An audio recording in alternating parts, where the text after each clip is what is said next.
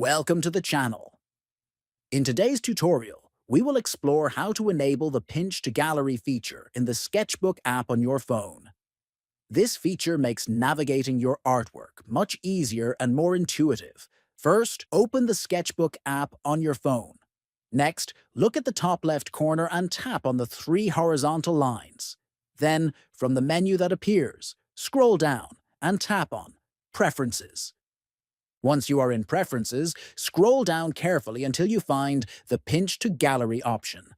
Then, toggle the switch next to Pinch to Gallery to turn it on. This will activate the feature, allowing you to use pinch gestures to quickly navigate through your gallery.